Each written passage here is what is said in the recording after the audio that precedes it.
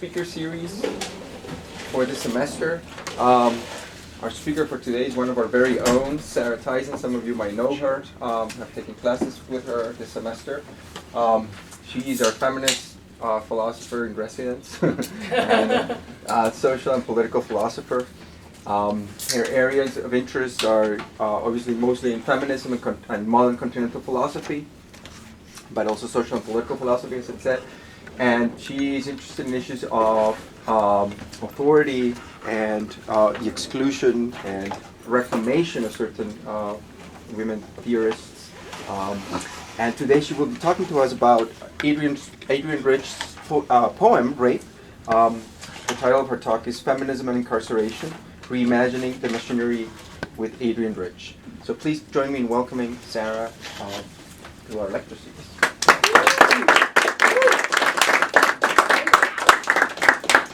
Thanks so much for the welcome and thanks for being here. I don't know if you all are tired from staying up too late last night like I am, but hopefully this will keep you engaged. So I just wanted to say briefly a little bit, contextualize this paper. It's in a series of papers that I've been writing since I found this contradiction in my thinking. I for a long time have done feminist anti-violence work, particularly on college campuses.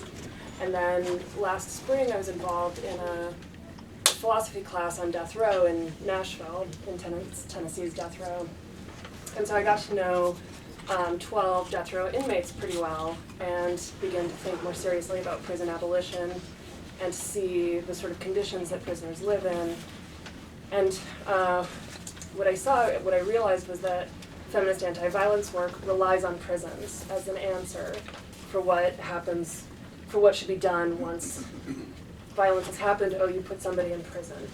And so I began to experience this contradiction in my own thinking, oh, well, nobody should die in these conditions, but I also came to believe that nobody should live in these conditions on death row. But then I also have these commitments to keeping women safe from violence, and several of these men that I was getting to know harmed intimate partners, children. So what to do? I started researching, thinking, oh, there's going to be like really great feminist literature already established on this, surely. And there isn't, not yet. There are people making some inroads, but it's not what it needs to be. And at the same time that I was in this class, two people died. Trayvon Martin died, and then Adrienne Rich died. And when Trayvon Martin died, I had the reaction that I think a lot of people had, which was George Zimmerman is not going to be treated harshly enough by the criminal justice system. I found myself wanting him to rot in prison for the rest of his natural life. George Zimmerman is who shot Trayvon Martin and killed him. And so it was like, so I'm experiencing all these things, and yet I could still want this retribution. I could still want somebody to go to prison and rot there. And when Adrienne Rich died, I just started returning to her work, and I realized that there were feminist resources to think through some of these issues, but they weren't going to be some of the obvious resources that I was looking for. So this paper is going back to a poem published in 1973 to try to think through the relationship between feminism and mass incarceration. So that's the setup. So let me begin with a quick overview of mass incarceration in the United States. As of December 31st, 2010, there were over 2.2 million people in US prisons. And I'm using the 2010 statistic. I've seen more recent ones that say 2.4 million people are in prisons. They're not as reliable as the 2010 numbers. As a point of comparison, in April of this year, of 2012, the prison population in China was estimated to be 2.3 million people. In other words, we are incarcerating as many people as the most populous country on earth, which is ruled by a regime the US media regularly refers to as oppressive. Another way to look at it, China imprisons 170 out of every 100,000 of its inhabitants. In the US, we imprison 730. And I saw a recent number, 760 out of 100,000 inhabitants. And then further, we have 4.8 million adults on probation or parole. Again, this is from the 2010 numbers that are sort of the best numbers we have right now. So over 7 million people in this country are being incapacitated and are closely monitored and controlled by state and federal agencies. And it's hard for us to imagine otherwise. And this is, I think, part of what my response to the Trayvon Martin shooting made really vivid for me. It's hard for us to imagine otherwise. Feminists have been involved in the resistance to mass incarceration since its beginning in the 1970s. Feminists have noted mass incarceration's racism, its ineffectiveness, its destructive effects on community, and its ever-increasing, or we might say ever-changing, brutality. But as Chloe Taylor has shown, many feminists have also relied on prisons as a solution. Taylor notes, quote, "While it is not uncommon for feminists to observe that law enforcement is not the ultimate solution to sex crimes, and to focus on social re-education and prevention instead, it is uncommon for feminists to say anything about what should happen to sex offenders, other than to call for stiffer penalties or to object to lighter ones." End quotation. Feminist thinkers see the need to transform our culture of violence against women, but for many, the link between incarceration and that culture has yet to be sufficiently established, as it wasn't in my own thinking. That link is a difficult one to establish given the central role prisons play in our culture. What do we do with rapists, child molesters, murderers? We lock them up. As Angela Davis writes, quote, "The prison has become so much a part of our lives that it requires a great feat of the imagination to envision life beyond the prison," end quote. Due to the invisibility of prisons, though, my concern is that we might not feel the need for such a feat of imagination, that prisons are invisible, and so the need to imagine beyond them might also be invisible. So I turn to the work of a poet to help us see the need for such envisioning or re-envisioning. I return to a poem from Adrienne Rich's first explicitly feminist collection of poems, Diving into the Wreck, published in 1973. It's still an awesome title. It was an awesome title then, it's an awesome title now. The collection is in some ways a feminist time capsule. Rich, for instance, uses images of androgyny to populate the feminist imagination of the future. And this notion of androgyny is something she quickly repudiated in later work as she developed her feminist voice. Importantly, Rich's collection has another moment of feminist thinking preserved within the poem Rape, which is the poem that I gave you a copy of. Here, by contrast, the preserved feminist understanding is one we still need. And what I'm going to argue is that Rich triangulates interpersonal, state, and ideological violence to orient her reader to the necessity for deep cultural transformations. Rich offers, I argue, a radical feminist vision, and I mean this radicality in two ways, that it's getting to the root of the issues of the problems, but it's also radical in the historical tradition of radical feminism, so as contrasted to Marxist feminism, socialist feminism, liberal feminism. So now I'm just going to briefly give you a little background on feminist anti-violence activism and its relationship to mass incarceration, because it's not always what it is today. Part of the poem's importance stems from the fact that since the 1970s, much feminist anti-violence work has failed to reflect such a radical vision that I'll try to show you is in the poem. As Marie Gottschalk's The Prison and the Gallows, The Politics of Mass Incarceration Well documents, it's a really amazing book, the anti-rape and anti-domestic abuse movements in the United States supported the prison boom. And this is in sharp contrast to women's movements in other countries. So she compares to Britain and Sweden, for instance. Gottschalk's analysis gives many reasons for why the U.S. women's movement came to lend support to conservative law and order policies, but she makes it clear that such support for the carceral state was by no means a foregone conclusion. Indeed, Gottschalk writes, quote, "The founders of the pioneering rape crisis centers in places like Berkeley, Boston, Detroit, and Washington, D.C. envisioned them as social change organizations that would express the new feminist politics. They were suspicious of state involvement and rejected traditional service delivery methods founded on organizational hierarchies. They self-consciously maintained a distance from law enforcement agencies, hospitals, and conventional social service sites, and assumed a militant stance towards professionals in such organizations. A number of feminists involved early on in the anti-rape movement looked askance at the punitive arm of the state," end quote. In other words, at the time of its writing, rape was radical, but not unique in its attention to the relationship between different types of violence. In the quest, however, to legitimize the importance of the issues of rape and domestic violence, as well as to garner state and federal funding, Mrs. Gottschalk again says, "Women's groups entered into some unsavory coalitions and compromises that bolstered the law and order agenda and reduced their own capacity to serve as ideological bulwarks against the rising tide of conservatism."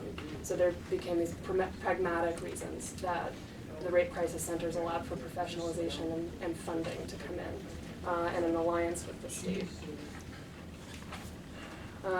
These coalitions and compromises continue now. When feminists rely on prisons in our responses to violence against women, We're asking one part of the problem to solve another part of it, I hope to show. What I argue is that rape helps us to see this relationship, how these are problems tightly linked together. Rich shows that the sexual assault itself, that she's talking about, we get the aftermath in the poem, we don't get the sexual assault itself, that the sexual assault is a piece in a larger system of violence, which is a part of the reason that I think Rich doesn't give us a direct account of the assault within the poem. The assault was clearly a violent act. By not including it, Rich can direct our attention to the less obvious violence of the processes and contexts in which such violent assaults happen. And so this may seem like a strangely attenuated thought that we must address state violence to address sexual assault. But rape asks us to think in such complex ways, and I hope to show you for good reason. So now the poem. In the literature on rape, the word failure often appears. Alice Templeton writes, quote, "Critics often point to rape as one of the poems aesthetically marred by Rich's feminist agenda," end quote.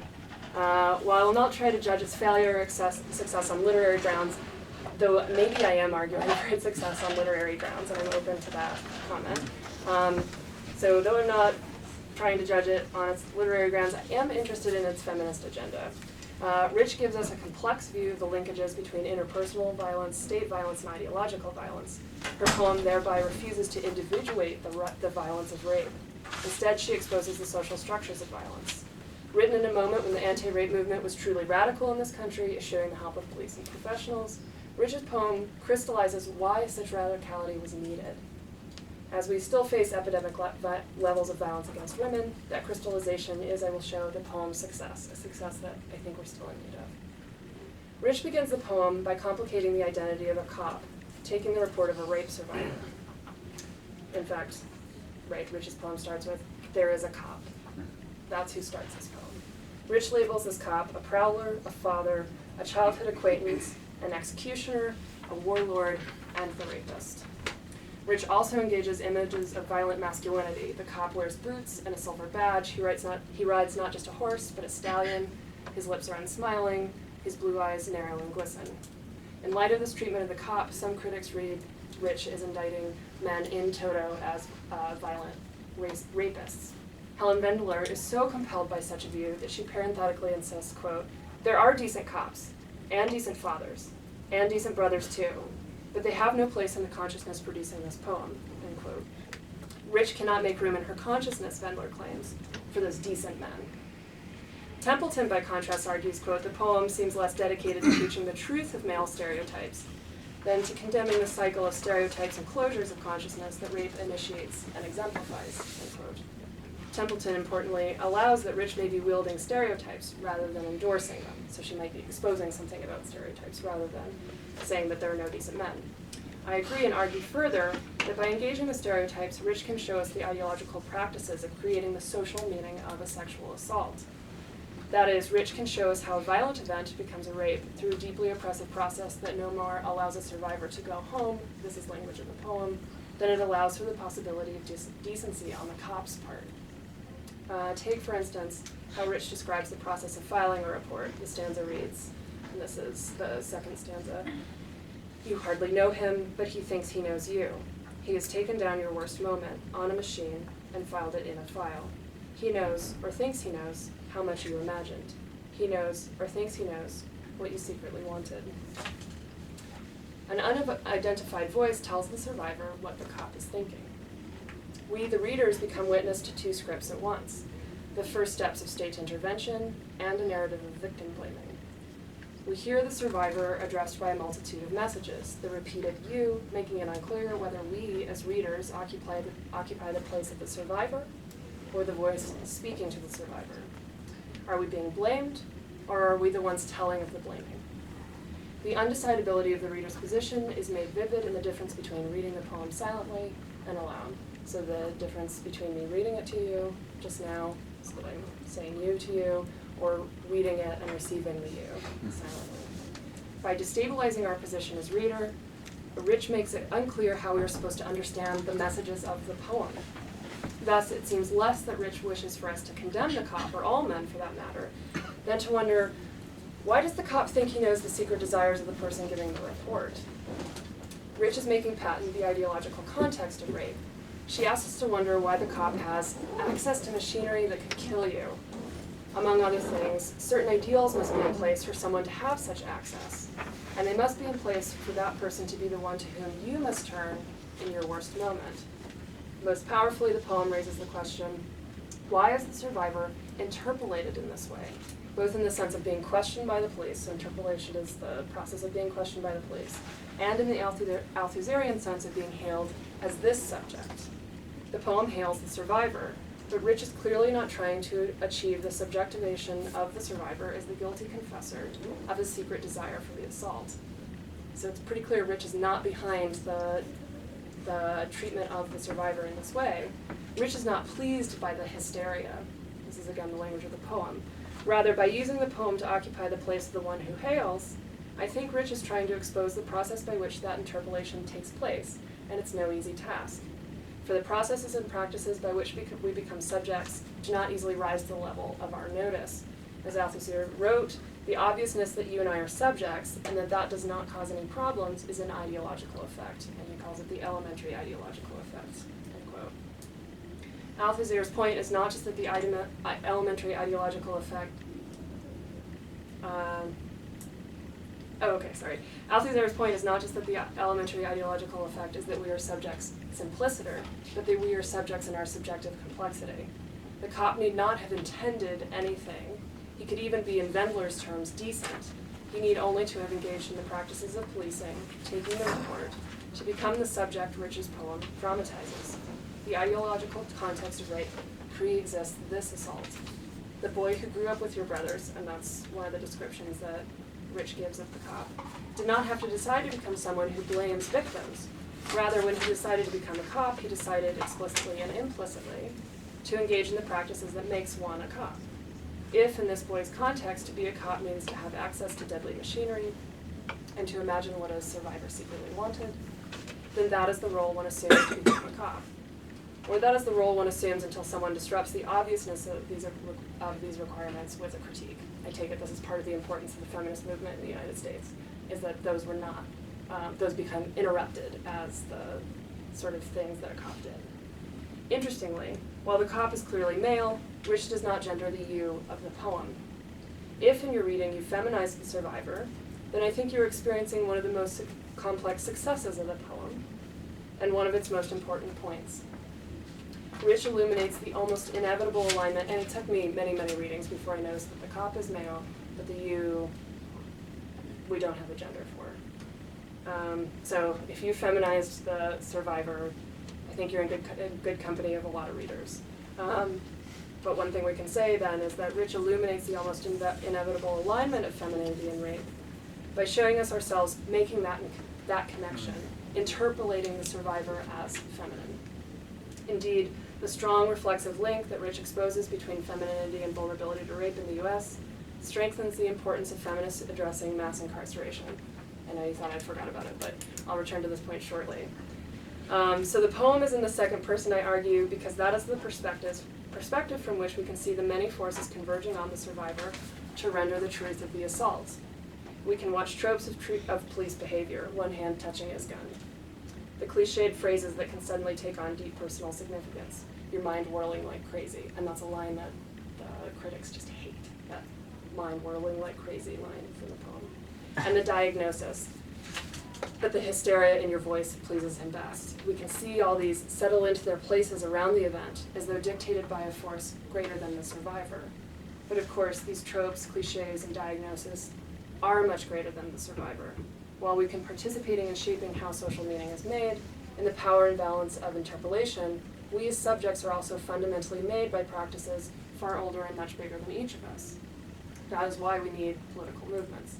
And the political movement that Rich calls for must take into account the way that the state is implicated in a culture of violence against women. And I argue that prisons have become, since the writing of Rape, a central component of state violence. All right, so now prisons. First, a skeptical thought. Okay, so I'm not actually getting it. First, a skeptical thought before I get to prisons. Maybe all that Rich's poem calls for is reform of police responses to sexual assault victims, an area in which important improvements have been made since the poem's writing. In other words, perhaps I go too far in linking Rich's poem to mass incarceration. But first, consider how Rich directs our attention to what the cop has access to. She tells us he has access to machinery that could kill you, then he has access to machinery that could get you put away. The concerns of the poem are not limited to the interaction between the cop and the survivor. So just that scene of giving the report. Rich is concerned with the machinery, both metaphorical and literal, to which the cop has access. When Rich wrote the poem, the mass incarceration boom was just beginning in the US. She may not have been thinking of prisons, but we have compelling reason to extend her feminist agenda in this way. First, we can consider women's direct experience of prison. Since 1981, women have been the fastest growing prison population. And once in prison, women are facing a great deal of violence. As an example, in May of this year, of 2012, the Justice Department received a complaint from the Equal Justice Initiative about rampant sexual assault of inmates by guards at the Tutwiler Prison for Women in Alabama.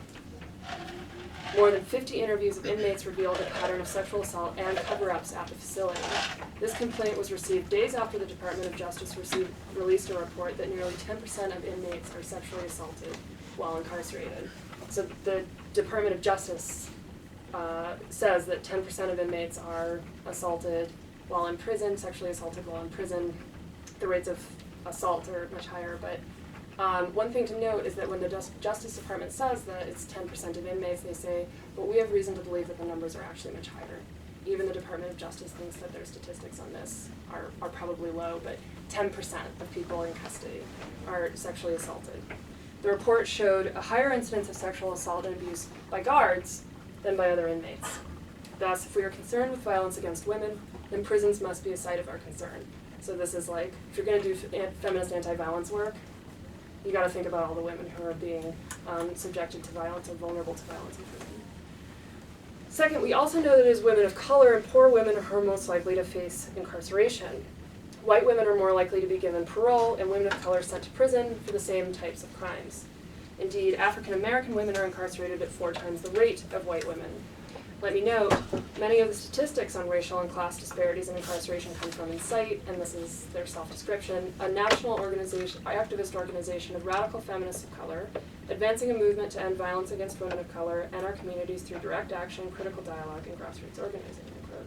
So although I've claimed that many feminists have missed the link between state violence and interpersonal violence, or lost the link, we might say, it has by no means been all feminists. Yet this work remains very much the margins of feminist activism and theory.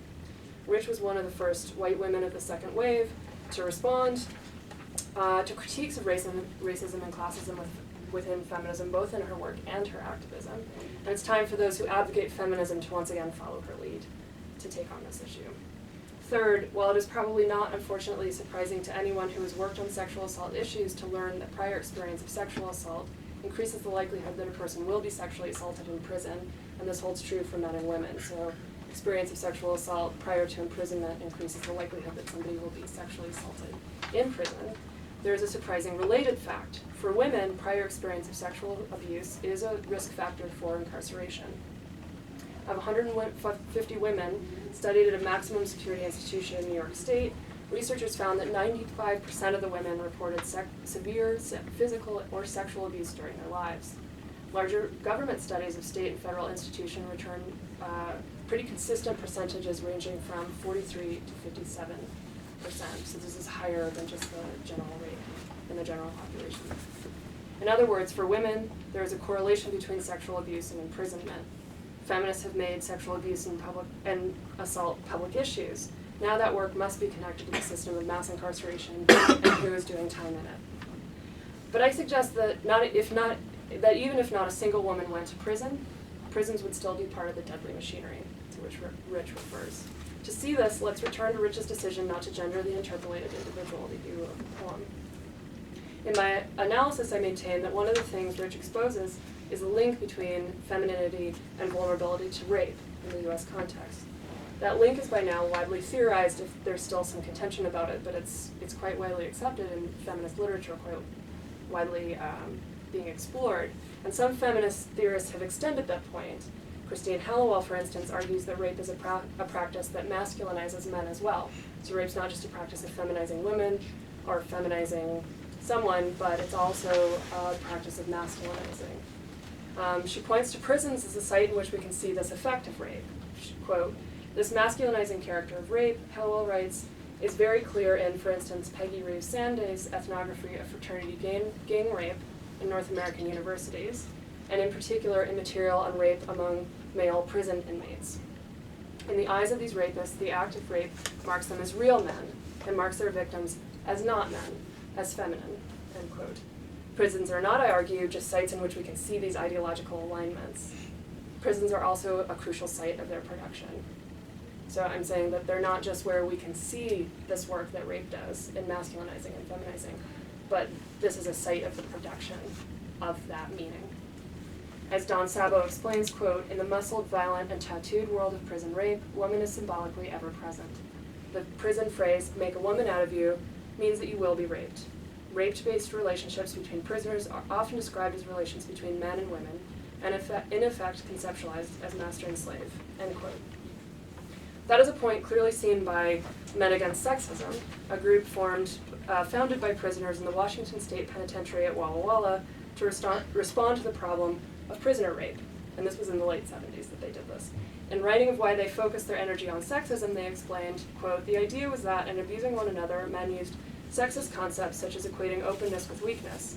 They insulted one another with misogynistic epithets, bitch, cunt, pussy. Only by rooting out internalized sexism would men treat one another with respect," end quote. In other words, men faced with the threat of prison rape chose to address sexism to stop it. And by their account, it worked. And there's some independent verification of this, that they were really successful at stopping prison rape for a time in Walla Walla. It may be cheering to hear that some men in prison got the message. But of course, feminists have long held that to end rape will have to end sexism. And it may be cheering to hear that some men in prison got the message and applied it to such effective ends, but doesn't that success just mean that prisons can be effectively reformed? So now I'm going to start making the more difficult argument, which is that this is not just an issue of reform, but of abolition. While improving conditions in prison is important in the short term, for sure, we must recognize that prisons are pivotal to the maintenance of a system of domination that cannot be rectified by improving one of its components. As Davis writes, Angela Davis again, quote, "The prison functions ideologically as an abstract site into which undesirables are deposited, relieving us of the responsibility of thinking about the real issues afflicting those communities from which prisoners are drawn in such disproportionate numbers. This is the ideological work the prison performs. It relieves us of the responsibility of seriously engaging with the problems of our society, especially those produced by racism and increasingly global capitalism." End quotation. The material costs of that relief, of that depositing of people into prison, are not borne by prisoners alone. As Ruth Gilmore observes, quote, "Look around the block at all the homes. Research shows that increased use of policing and state intervention in everyday problems hasten the demise of the informal, customary relationships that social calm depends on. People stop looking out for each other and stop talking about anything that matters in terms of neighborly well-being." End quote. Entire neighborhoods and communities are made less safe, less connected, and less cared for by the depositing of a very few of their members into prison. Again, Gilmore explains, quote, "The tipping point when things start to get really bad is not very deep. Only 2 or 3 need to be removed from N population to produce greater instability in a community of people who, when employed, make, move, or care for things," end quote. So what this work shows us is that prisons make communities more, not less, vulnerable to violence. This destruction of community does not end with a prison sentence either. Once people are released from prison, they face onerous fees associated with probation, no access to public housing, trouble finding work or being considered for it because they must disclose their history of incarceration, ineligibility for food stamps if the conviction is drug-related. This will be interesting to see how the Colorado amendment interacts with those kinds of prohibitions, as well as lifelong disenfranchisement in many states. This is Florida. Do we have a count on Florida? Do we know? Florida's an interesting site for this. So felony disenfranchisement, that's one of the states that practices it. So if you ever committed a felony, you can't vote for the rest of your life. And this is just to list a few of the ways that a term in prison marks only the beginning of punishment. the ability of people facing these obstacles to support a family or meaningfully contribute to their community is severely limited, or we might also respond to the stresses in their life in nonviolent ways. Indeed, as Michelle Alexander argues in The New Jim Crow, the illegal economy becomes the only rational solution for many people once they are released from prison. Rich's poem clearly does not address these issues, but I'm arguing that her poem can help us see them, to register them as issues and connect them. Through her poem, Rich invites us to become aware of the larger forces required for sexual assault to occur. Rich asks us to grapple with the fact that we have one of those peculiar brands of sexism that links disparities of power and status to sexual violence. As Hallowell writes, quote, "While it is certainly the case that rape is linked in contemporary Western societies to disparities of power and status between men and women, it is the particular discursive form that those disparities take. There are elaborations in terms of the discourse of sex that gives rape its particular meaning and power in these contexts," end quote. And Hallowell makes this point as an anthropologist who has studied rape-free societies. She knows what is almost impossible to believe in the US context. Rape is not a fact of life. That, I think, might be as impossible to believe that we don't have to have prisons, right? That there could be no rape and that there could be no prisons. I think they're sort of equally impossible. To eliminate rape, however, we must change a great deal about our discursive context. Rich's poem, and not just, but to connect it to the Hallowell point, Rich's poem, by exposing the ideological context of rape, invites us to think through the many levels at which this transformation must happen. Rich writes, quote, that there is this is the first line of the poem, "There is a cop who is both prowler and father. He comes from your block, grew up with your brothers, had certain ideals. If we are to change those ideals, then we must change how our ideals are produced," which is to say, Rich's poem asks us to think about the production of these ideals, of our ideals. She does so by giving us an ambiguous perspective from which to view the aftermath of rape. The ambiguity robs the interaction of its obviousness. By making unclear what our role as reader is in the action, Rich exposes the scripts that dictate what happens next. She thereby prepares us to reflect critically on why things are the way they are.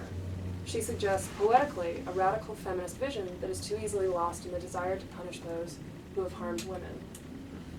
My point is not to leave women unprotected or ask for a culture of forgiveness that leaves women, children, and men unprotected.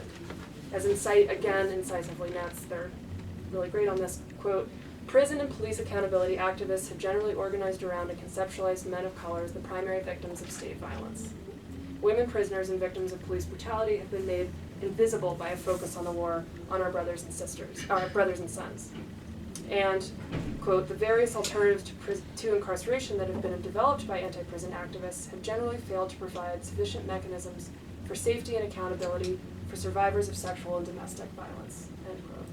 The women of Incite, laboring at the intersection of feminism and abolitionism, refuse to subvert one struggle to the other. In this refusal, they are too often left alone, alienated or ignored by theorists and activists alike.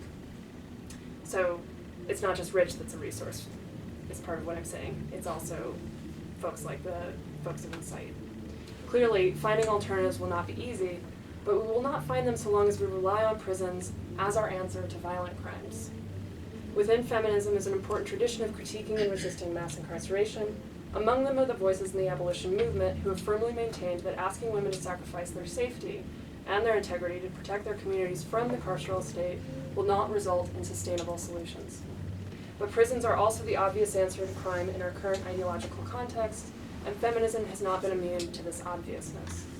Rich's poem asks us to interrogate the connections between state violence, ideological violence, and interpersonal violence, not through direct appeal, but through a fragmenting of interpolation. Rich's poem allows us no easy role to assume, to imagine ourselves inhabiting. Rich gives us as her readers an uncomfortable vacillation between being the bearers and the recipients of a terrible message. By doing so, Rich allows us to see the message and to begin recognizing all the machinery that must be in place for that to be the message. Rich does not tell us what the machinery is, but she opens a window onto what it produces. Rich invites us to think deeply about what must be transformed, not simply to make responses to sexual assault better, but to change the nature of ideals that allow it to exist at all. She makes this invitation by giving us no safe harbor as readers of rape. We may put the poem aside as a literary failure, overburdened by its politics. but we may also take up the radical critique of the poem and endeavor in the task it prepares us to do, imagining beyond what is obvious. Thanks.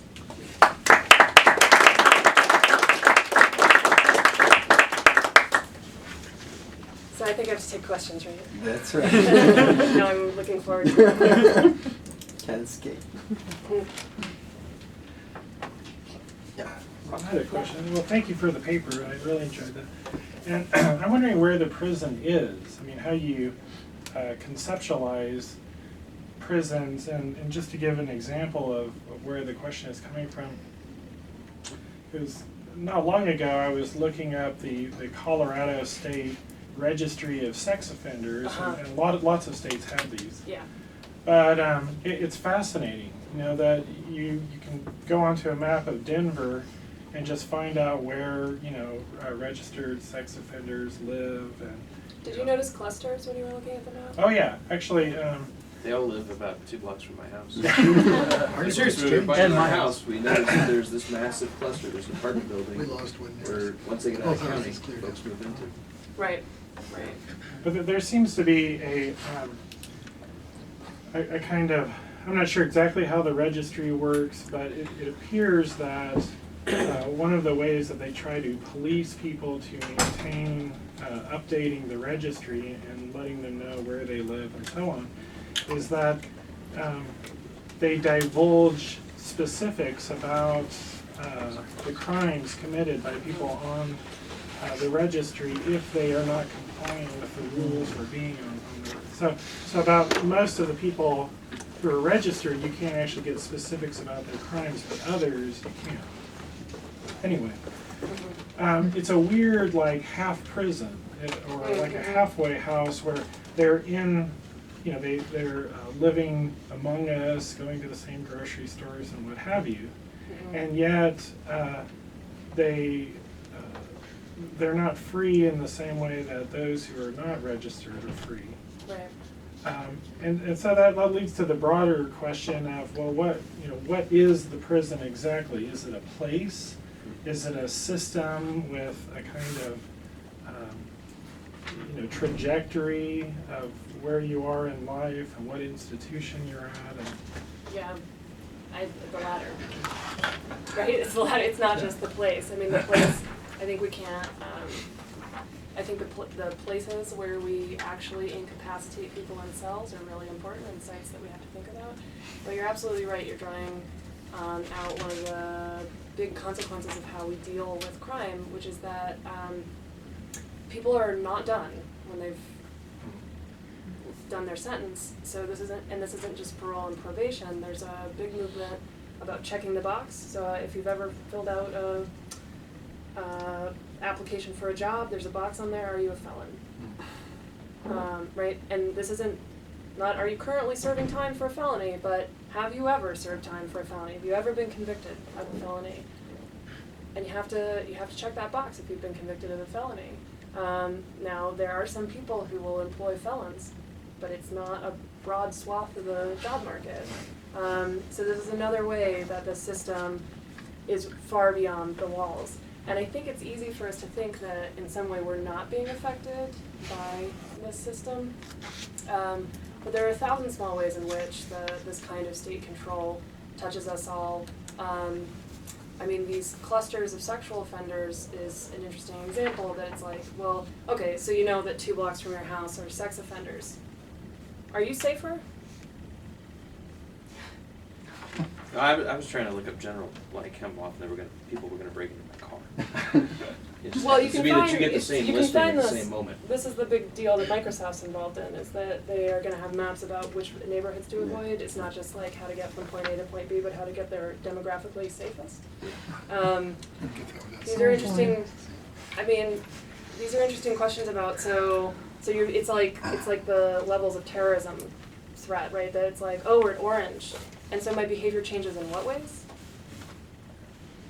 So it follows people outside of the system. It's clearly punitive. It's not clear that it's making any of us safer. And yet the level of anxiety about walking through a certain neighborhood or living in a certain place will be increased, which will make you, just FYI, more likely to call the police. Is that Rachel? Yeah, that's Okay. me. It's interesting because that last point brought me to something I wanted to bring up, is sort of the relationship between violence and then fear of violence. Mhm. And fear is this much more ubiquitous thing that surrounds like rape culture and prison culture and all this stuff. Yes, And so absolutely. it's something that everyone is living in, like either fear of raping or fear of being raped, and Yep. it's ambiguous, and it has all these other consequences, and I don't know, it's really fascinating because it really does even out, like this is like a global cultural problem that is ideological, because we live in a society of fear, and Right. that's what TV and news reports, all these stuff, Yeah. that's their goal, is to create this fear. Yeah, but as you nicely say, it's not all the same fear for everybody. Yeah. People have different fears, right? There's a difference between fearing that you're going to rape somebody and fearing that you're going to be raped. And you just brought out an aspect, so I've been thinking lately and trying to work out how sexual assault is a form of social control. And one of the ways you can see this is just like that women on the whole will feel less comfortable going out after night than men on the whole in urban contexts, but I think in a lot of places. But it's interesting to think like of the sort of social control of sexual assault from people who could fear raping, and the kind of subjective component that's gonna bring out. And then I also think about, there's some really interesting literature on how guards use prison rape among prisoners. And they'll put somebody, a particularly articulate prisoner, in a cell with a known sex offender, a known rapist, prison rapist, to keep that person from being able to produce solidarity, right, to get a following. So then articulate prisoners, either fearing that or having been assaulted, there's certain like roles in the prison they can fulfill, but it's not going to be a Nat Turner, right? It's not going to be somebody causing revolts in riot. Another way that guards use this is to induct people into the prison, is to put young prisoners into these cells with known offenders to like season them to do their time. But so that the fear, I think you're right, and I want to say the fear operates differently in different locations and to different ends, and yet there's a system of sexual assault in place, and that's what reading Hallowell, the Christine Hallowell piece, it's called It's Just a Penis, I think is the name of the piece. And just reading it about, she's doing this work on rape-free societies, places where people are vulnerable to all sorts of horrible things, natural and social, and the things that are socially natural or whatever. But that rape is not something that's seen in every society. I think we think it is, but she's actually doing the anthropological work to show, now this is a particular form of vulnerability that's being produced. And it's so I just wanted to say yes to your question. As long as I say yes. Yeah. I think it was Sam and then you. Okay. I can't help, in both the poem and the paper, to think about Sartre in the look, the other, but also the institutional other, if you will. That, certainly the obvious one here in the poem, when you see is blue eyes of all the family. So it's not just this institutionalized other of the cop with the badge who's hiding behind the institution. Yeah. But it also then is reflecting back to you your guilt in the face of having been allowed to be, forced, if you will. Yeah. And at the same time, because I'm actually preparing a class coming up on Nietzsche, the notion of guilt and debt, Schuld and the idea of maybe the greatest entitlement is the entitlement to cause another to suffer. That if you get in that institutional position, then it's his eyes are glistening and he's wanting to hear, what pleases him most is the hysteria, because that entitles him to cause suffering.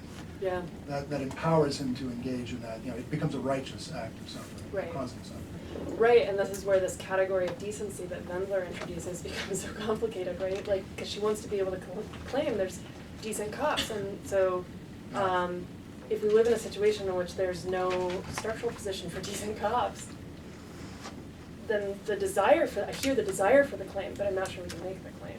Or we're in trouble in just the way you described. This Well, position gives you the ability. And the blanket comment against Rich's poem saying that there are decent cops and there are decent fathers and all of that, the starting point would make that, you know, any one of us at any moment can slip into being the other. Yeah. That given the role we play, given the position we are, we're never safe from not being objectified, and we're never safe from not objectifying at the same time. Mm-hmm. Mm-hmm. So it's not just that there are decent ones and not so decent ones. Right. Yes. Yeah. So I come from a political science background, so my question for this is, what's the first step? I mean, America's too big to say, we're doing away with all prisons suddenly. Do we start at local levels? Do we start back by incrementally rolling back the punishments, or? Yeah, luckily we don't have to start, because it's already been started by groups like Insight, and there's a Seattle group, CARA, and I can't remember, it's Community Responses to Sexual Abuse, I can't remember how they get that acronym, CARA, but in Seattle. The Interrupters in Chicago, people are seeking alternatives to the carceral state within their communities. This is the restorative justice movement, it's more developed, and so the critiques of it are also more developed. But there are these sites where people are saying, you know what we're not satisfied with is having our communities torn apart by the carceral state, and so we're going to seek these alternatives. So I think some of the things we need to do are theorize what those alternatives are doing. We need to put theoretical attention to it that I think hasn't happened. I think we need to grow our own. There used to be in, I think it was in Pittsburgh, the details, I think it's Pittsburgh, in 1974 there was a series of murders of nursing students, and so one of the things that people in that community did to respond to that was they started this green light project where if your house was a safe house and you were home, you put a green light in your porch light, and then anybody walking down the street could just go into your house. They knew that that was a safe place. And so people did this, and there were green lights all over the city. And so if you were just walking home, you kind of got a bad feeling, or you just, or somebody was following you or something, you could go into this house, you could talk with these people, you could use their phone. They had teams of escorts. I think at one point they organized escorts. And so it was like, how many times have you been walking down the street and just wish somebody had a green light on their porch? It's such a small thing in a way. It's a huge thing to invite strangers into your home, but it's a small thing in another way. To just say, because maybe your home is a safe place for people to come to if they're not feeling safe. But how would we know, right? How would we know? And so this community was like, oh, well, we'll let other people know.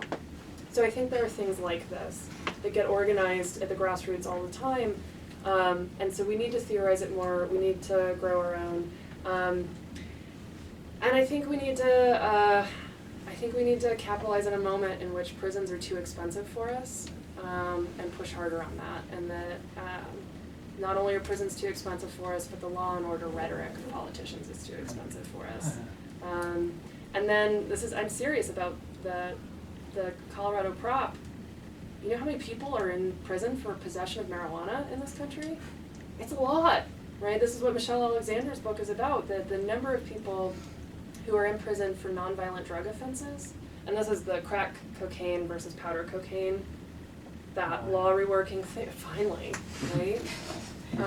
But yeah, so I think the drug issue is one that's easier. I think the violent crime one, we're going to have to do some more work with creating accountability and alternatives. As a follow-up, do you think if we abolished just prisons suddenly, put all of the criminals back out on the street, made the problem apparent rather than hidden, do you think that would help more or hurt more?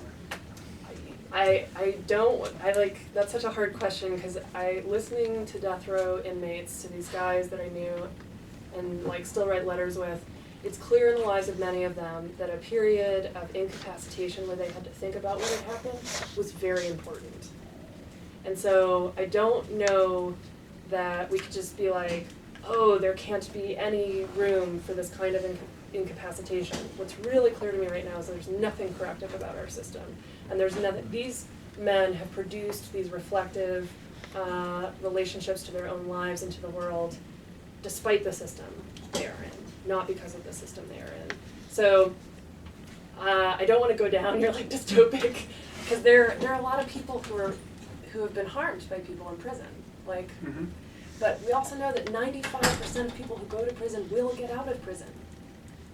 So if we are turning them into more violent, less capable for structural and psychological reasons, less capable of community relationships, right? That's what's 95% of 2.4 million people. It's a lot, and I guarantee that you're interacting with those folks every day, right? Who have been trained by this system. Yeah. So great question. I just don't. It's like a terrifying thought, but yeah. Yeah, Chad. Oh, was there another? Hey. Hi. Marilyn. Hey. So I had a chance to read your paper ahead of time for the feminist colloquium. Yeah. Okay. So one part that I found to be the most powerful that you didn't bring up was that you had a quote in there from an actual inmate who talked about how, because they're forced into these rape type situations, he's trying to bring to light that they're learning systems that they would use on the outside, and that's harming your little girls and your mothers or something like that. Prince Very- Obadel. Yeah. Yeah, very powerful quote. So, what is my question? Sorry. So if the inmates themselves are acknowledging this link, is it that we are not listening to these stories as a way of disenfranchisement in long term, because we don't want to hear from them, because we don't feel like they're valid? I guess it's not really a question, just more that I wanted to tell them that quote. 'Cause I thought, Yeah. and, you know, just Yeah, it's I quite found it really surprising. powerful that an inmate who you would stereotypically assume to be uneducated or whatever, put him in a category, is the one that says, look, we're learning these behaviors and taking them on the outside, and so you're not doing, you know, any good with that process. So. Yeah, well, thanks for bringing that quote up. Yeah, this is Prince Obadel, who he's got a piece in Joy James' New Abolitionists. Yeah, and what he's talking about there is this very fascinating practice that's at a number of that's a really widespread practice, which is where male prisoners will masturbate in line of sight of a female guard or a woman who comes into a prison. And so what he says is, it's such an interesting moment because he says, I wouldn't mind if they were holding a knife to those guards' throats, right? He doesn't mind violent overthrow of the guards. He thinks the guards are part of an oppressive system that has to be overthrown. What he minds is that they're being trained in this this habit that they're going to take outside the prison, and they're going to, that he says, your women and your little girls are going to be exposed to these men who have learned this regressive practice in prison. And so he's really clear, it's not about damage being done to the guards. He doesn't care about the guards. The guards are the enemy, right? But what he cares about is the training these men are undergoing and are going to take out into the broader world. Yeah, and this is an important point. And I mean, I think Joy James has done a lot of work to try to get us to listen to folks who have done time on the inside and who are on the inside. Did anybody see the Long Distance Revolutionary, the Mumia Abu Jamal documentary that came for the Denver Film Fest? If you get a chance, or if you know anything about, since 2006, he hasn't been able to give a live interview. He was giving all these interviews, and NPR hired him to be a commentator and all this. And so they passed a law in the state of Philadelphia, or in the state of Pennsylvania, that you can't do a live interview with an inmate. You can't have recording equipment, you can't have, any kind of camera, any kind of digital. So I don't think it's just like we happen not to hear folks who have done time. I think there are all sorts of structures in place so that we won't hear. And I think we're meant to be afraid. I mean, to go back to Rachel's, we're meant to be afraid. If somebody, Michelle Alexander does a really nice job of talking about, with this many people in prison, most of us know folks who have spent time in prison, and in some communities, a child from every family has gone to prison, but people don't talk about it. It's shameful. That's interesting, like this structural similarity to rape, right? You don't talk about it. This is what second wave feminism did, maybe more than anything else, is it made it possible to talk in public about these issues. And that moment hasn't come for felony conviction or time in prison or people talking about, yeah, that happened to my family. And this has been an interesting part of my work, that as I've started to work on prisons, the number of people who have been like, oh, I have a family member in prison, and just the vast number of people I interact with who have experience of incarceration within their close family or themselves have been incarcerated. And it's just, it's invisible. Yeah, thanks for bringing that up. Thanks, that was awesome. I think the general project, I just want to note and make explicit this kind of radical thinking of what, like you said, it just seems almost impossible to think about a culture without rape or a society without prisons. But I think that's what we should be doing, right? That's something that we can be tasked with and think through, and I think that's in the division of labor that we have in our society, that's something that we can do as theorists and philosophers. And I think it's really important. And I remember the first time I encountered abolitionist literature, and I thought, this is freaking crazy. Yeah, they're No, totally nuts. This is is fringe. crazy. Yeah. And so, and I don't believe that anymore. And but one thing that really helped me is to think through what restorative justice means. Mm-hmm. And so I just want to ask, I don't think that really came out in your paper, like what that process is. So maybe if you could just tell us, give a short version of what is restorative justice. Mm-hmm. And then I just wanted to tell a story, and you can comment on it if you like. But I was called for jury duty in Colorado a year or two ago, and I got weeded out. They were never going to let you sit Yeah, on the jury. I was like, I teach a class on the philosophy of law, and They don't want knowledge of the law. but what was really amazing is we were being questioned. So a large group, if you've never done jury duty, there's probably 60 of us in a room, and we were answering questions. The first set of questions were coming from the court, and then the other questions were coming from lawyers.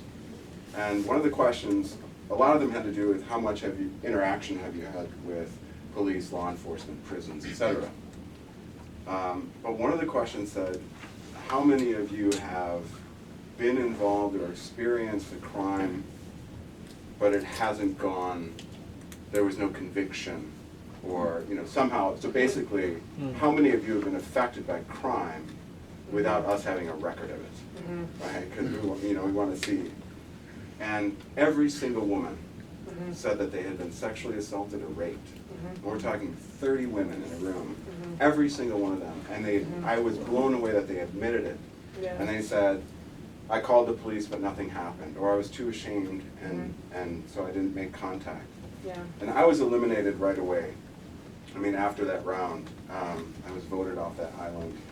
And I don't know how many other people were, but I just thought, it's, because I don't know what the lawyer's thinking would be. Would it be, then maybe they want to put someone away because now they have the opportunity to affect change and punish someone who's maybe committed a crime? Yeah. Or do you want to take those people away because they're so cynical about justice and police, etc.? And so I don't know how it played out, but I just thought that that's this important moment in the juridical kind of system of the state, that of jury, of passing judgment upon others, Right. and how sexual assault and rape might play into that. I don't know what to think about that. Well, But I just wanted to tell you that story because it really affected me. Yeah, well, because any moment of sort of revealing just the widespreadness of sexual assault, I think is startling, and it's something I've been doing this activism for a long time, and it's something I'm never oh yeah, of course you were sexually assaulted. It's just amazing how pervasive it is. But there's something so interesting in that story that I take it that part of the reason the court is asking that question is because they know it's not getting addressed, right? They know that there are already going to be people there who have not had any redress through the justice system. And so that's part of the reason they're asking the question, and how that works out, right? How that shakes out for them. And so this is the person we want, because they will be retributive and seek revenge, or this is the person we don't want because we already know how the system works and that this isn't about justice. I think you can read it in both ways. I mean, I think that ambiguity is in it. Yeah, but it's, I think Australia has maybe done better work than we have on this, but there's great feminist work actually also in the US about the sort of inability of women to get any kind of redress from the criminal justice system when it comes to sexual assault. And Catherine McKinnon does a really nice job of analyzing that all of our sexual assault laws are about intent, about what somebody who would perpetrate a sexual assault would intend. And this is, if you read the rape law, it's, was there an intention to knowingly rape somebody? And she just does this really nice analysis of what would it be like to write law from the perspective of somebody who was vulnerable to assault, and for law to think about the interior experience of somebody vulnerable to those, which, and all of us are vulnerable to those kinds of assaults. I mean, I think this is one thing that the prison literature on rape makes really clear, is that all of us are, there's no structural protection from that. But if we talked about folks who were assaulted instead of the intent of the assaulter, so that would be a different frame of law. And there's a lot more to be said there, but as far as restorative justice goes, so restorative justice looks really different in different locales, but one of the, so I'll hold up a real and a fictional example. So South Africa, post-apartheid, there's a moment of choice, right? What are we gonna do with all these folks who have been holding up the system of apartheid, the legal system, up until a moment in which it wasn't legal anymore. And so South Africa decided to invest in a truth and reconciliation process, which was not a simple process of just forgiving folks for the part they played. Like, the truth part of those, of that process is actually quite grueling, and you can read about this and see what people did. That people really have to come to terms with the, how they were involved in perpetuating the system of apartheid, and that they're, the reconciliation part is not foregrounded until the truth part has been really undergone. And this is in localities that use restorative justice. So sometimes for juvenile offenders, people will use restorative justice in the US, and then in on reservations, there's also a tendency to use restorative justice. But with juvenile offenders, what will happen is a lot of the times there'll be a series of mediation where juveniles will sit down with a person whose iPhone they stole or car they tagged or whoever they hurt, and they have to go through a series of mediation where basically they're being asked to interact with the humanity of the person they harmed. And particularly, I mean, when you talk to a lot of offenders, and especially people who have gone through a series of reflections for themselves, there wasn't a sense of somebody else being harmed. And so having to develop a sense of somebody else being harmed, a sense of accountability, a sense of another person is actually quite transformative. And this is the idea behind restorative justice, is that rather than just punishing somebody, we actually ask them to go through a process of recognizing what they've done and of recognizing who they've harmed, and that through this, that the person who was harmed will actually receive greater resolution of what's happened to them than if somebody merely goes away or is executed by the state. I just want to note that there's a fictional instance of this, Battlestar Galactica. I don't know if there are any fans. So there's this really, okay. So let me try, I'm thinking about writing a paper, so let me try this out. It's really, it's like 3 sentences. So on Battlestar Galactica, there are these Cylons who are, this is going to be more than 3 sentences. Basically, they're human-made androids who now look like us, and they've infiltrated the humans, and they blow up all the home planets, and so all of humanity is now on these like some 90-odd ships or something. But the Cylons are still among them. But they find this habitable planet. The humans find this habitable planet, and that's on the other side of something that causes interference, so the Cylon big ships can't find them. And then the Cylons show up at this habitable planet that they've colonized, and so some people become complicit with the Cylon administration of the planet. And it's a whole complicated thing, but then the humans escape that situation, and so they have to decide, what are we going to do with the people who worked with the Cylons, who were, right, this is sort of, what are we going to do with the people who kept us under apartheid? What are we going to do with the people who were enslaving us, now that we're in a situation where this isn't the case anymore? And so they try some secret tribunals that just like flush people out of the airlock. But then ultimately the decision that gets made is that they're going to use Truth and Reconciliation commissions to deal with this, and this is where the whole species was threatened. This is where the safety of the whole species, that Battlestar Galactica decides to use a Truth and Reconciliation model of dealing with an existential threat to the human species. I just think there might be something for all of us. So restorative justice is everywhere. But thanks for the question, it was great. Sure. You didn't know I was going there, did you? And I was moving forward. Really? Yeah, well, no, I mean, I so think excited. this goes back to your question about like, how do we start? We've already started, right? Science fiction show already imagined better responses than we have, you know? And it's like, They've always been years in the future, though. well, right, because it's interesting. I mean, I've heard Angela Davis make this case that there was a black president on 24 paved the way for Barack Obama's election, right? That you introduce the imaginative possibility, and then it becomes more possible in real life. So Battlestar Galactica introduces the imaginative possibility of restorative justice, and it makes it a little less crazy to think about abolition. They use the same tactic in Serbia for those ethnic cleansings. Right. Yeah. Right. So So this an is entire group of people, their existence threatened, and they still have to Yeah. approval. So genocide, apartheid.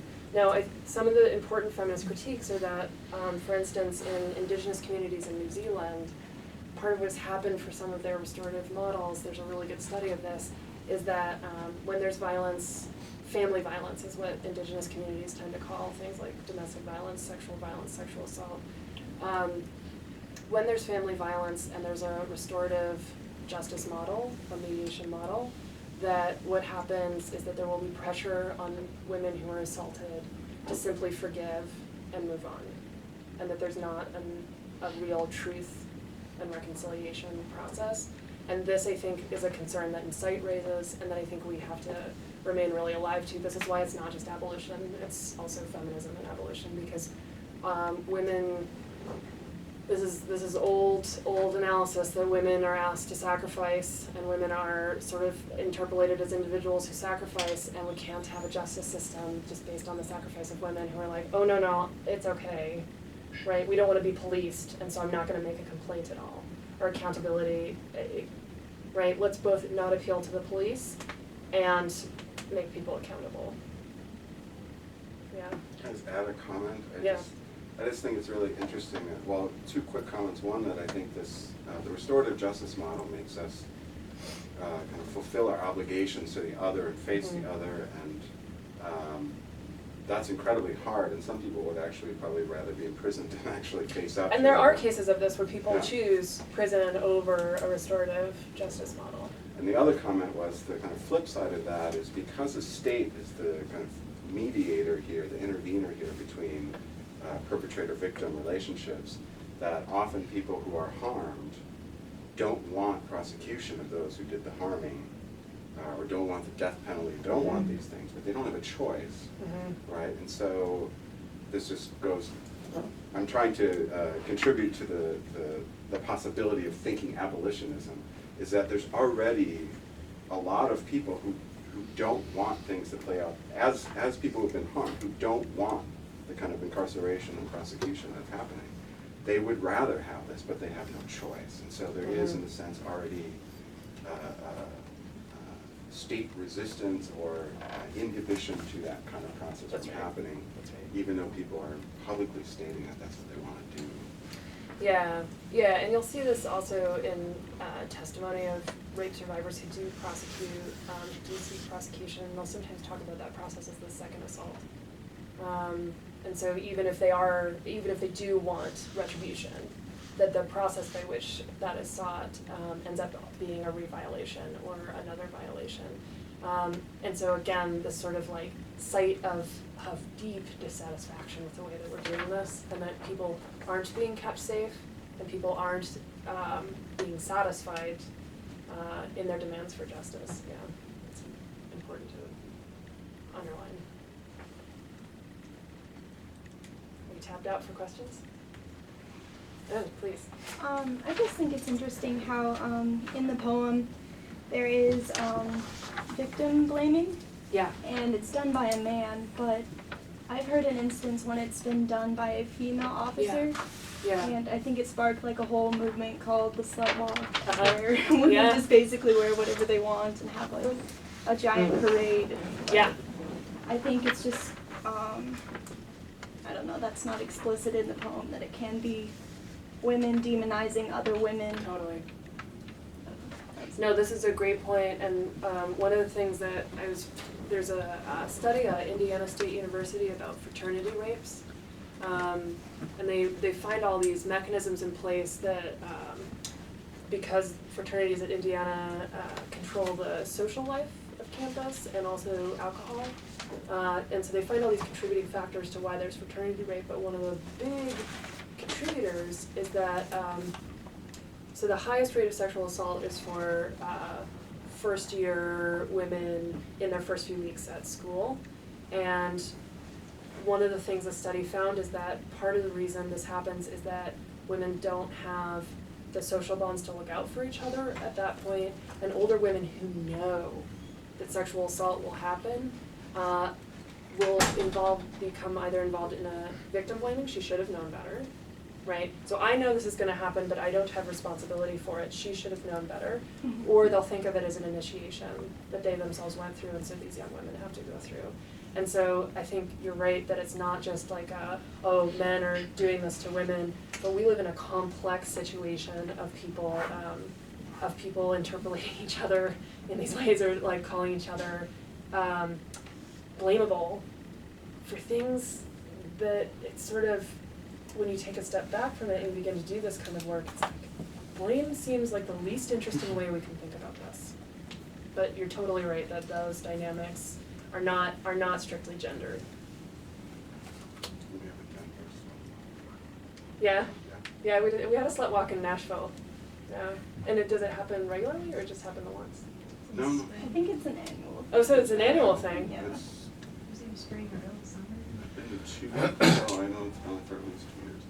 Interesting. Yeah. You kind of addressed that a little bit by talking about women in prisons who have to be examined in order to see family members.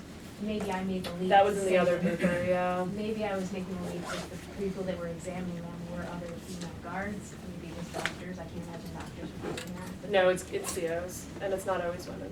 yeah, see, that was, well, horrific, but I found it even sadder that, a lot of women were choosing not to see their family, just so they wouldn't have to go through that kind of a rape situation. Yeah, so this is one of the practices in women's prisons is vaginal cavity search, and this. So you have to imagine this now. A woman inmate is taken from her cell to see a family member, is under supervision the whole time, and then is taken back to a room and searched, including a vaginal cavity search because she might have hid something in her vagina in that time. And the warden, there's this interesting quotation from a warden, which is, we women have purses and we can't sew them up. The warden said this about why they were doing vaginal searches. This was the Michigan just in April stopped doing this. But for the women who were undergoing this procedure, they would stop going to see family, so they wouldn't have to go through the searches. And you hear this in men's prisons too, anywhere where there are cavity searches. And there's all kinds of searches that happen. If you want to go inside the walls, then generally there aren't cavity searches for outsiders coming in, but you are searched pretty extensively to go in.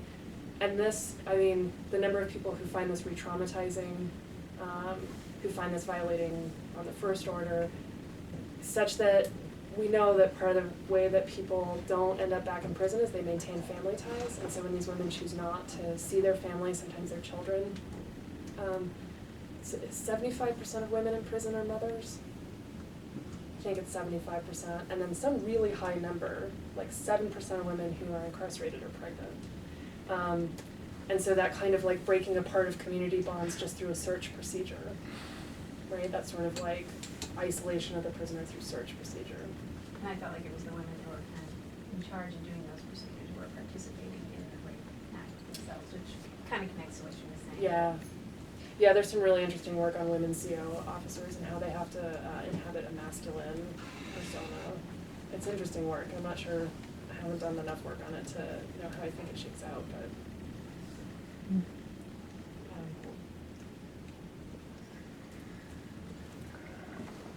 So, if there are no more questions, we can thank our speaker, and I invite you to some refreshments over there. We can continue the conversation over refreshments if you want. So please join me.